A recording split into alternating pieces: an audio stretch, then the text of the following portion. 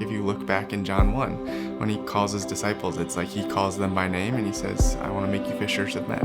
We show up in kids' lives and we say, hey, I want to tell you about the best news there ever was, and that's about this man named Jesus. My name's Dave Burkard. I am a Young Life leader in Sparta. I go into the high schools with some of my best friends, and we get to build relationships with kids and tell them about Jesus. On the side, I'm also an ER doc and a loving husband and proud father. We started Sparta Young Life in 2019. Started off right before the pandemic, actually. So about a year into doing ministry, we had to stop for the pandemic. Started back up kind of with like the distancing thing and everything. And have slowly worked our way back up to a fully functioning club. We lead Young Life because we're put on this earth for one reason, and it's to show people Jesus' love. Dave is like the older brother that I never had, and he's just brought so many opportunities to me. Dave is just like my brother at this point. He's someone I always like to be around. He's actually like my best friend. Yeah, Dave, he's just shown me everything about God and taught me almost everything I know, and I'm so thankful for him.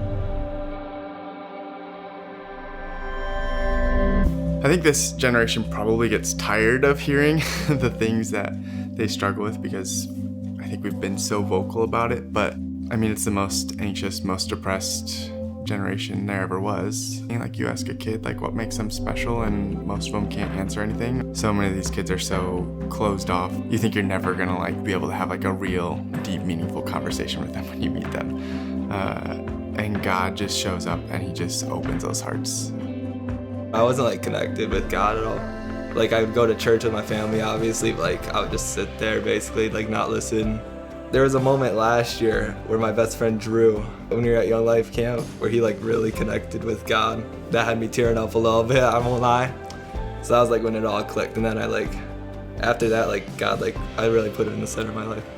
So I never really took God seriously. I blew him off, but then summer camp, it really changed my life, and I committed my life to God. The whole next year, I always wanted to get baptized. And so when I found out a couple friends were doing it and Dr. Dave was doing it, I figured it'd be a good time to do it.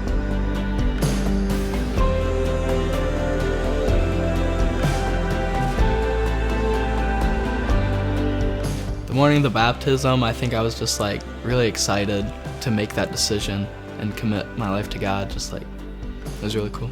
So when Dave baptized me, it was a really special moment because he's basically an older brother to me at this point, how our relationship has grown. So to be with him, it was a special moment.